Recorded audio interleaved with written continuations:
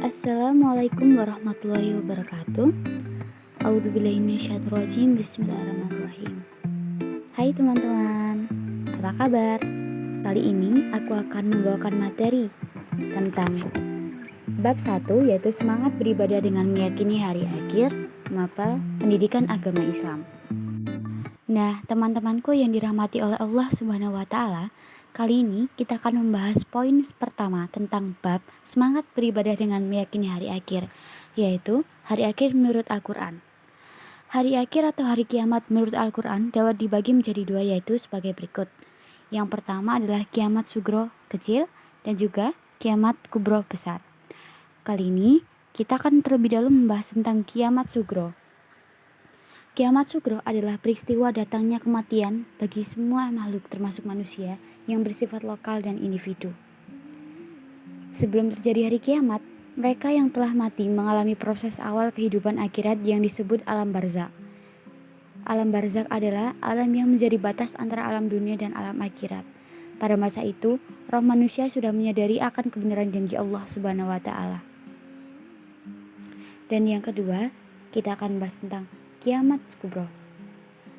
Kiamat kubro adalah peristiwa berakhirnya seluruh kehidupan makhluk dan hancur leburnya alam semesta secara total dan serentak. Proses terjadinya hari kiamat tersebut dijelaskan oleh Allah Subhanahu wa taala dalam banyak ayat, di antaranya dalam Quran surat At-Takwir ayat 1-3. A'udzubillahi minasyaitonirrajim. Bismillahirrahmanirrahim. Idza syamsu kuwirat wa idzan nujumu kadarat wa idzan jibalu suyirat.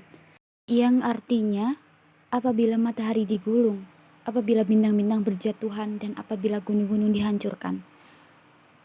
Dijelaskan peristiwa terjadinya kiamat dimulai dengan datangnya gempa yang sangat dahsyat. Nah teman-teman, berikut adalah penjelasan singkat mengenai hari kiamat menurut ilmu pengetahuan yang dapat kalian baca sendiri. Setelah alam semesta hancur secara total dan kehidupan semua makhluk Allah Subhanahu wa taala berakhir, maka mulailah manusia menjalankan tahapan kehidupan baru dalam proses menuju alam baqo. Tahapan tersebut dapat dijelaskan sebagai berikut.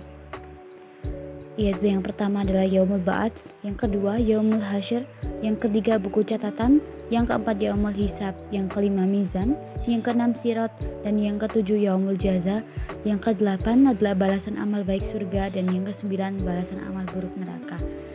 Untuk poin yang saya jelaskan ini adalah mengenai periode hari akhir.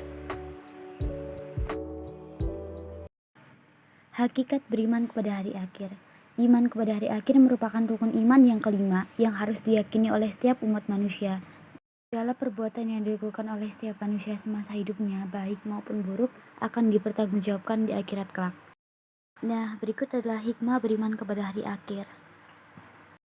Dari beberapa poin penting yang sudah saya jelaskan pada awal presentasi pada materi tentang bab 1 ini, kesimpulannya adalah mengimani hari akhir membuat manusia sadar bahwasannya manusia itu lemah dan kerdil di hadapan Allah Subhanahu wa taala yang Maha Besar.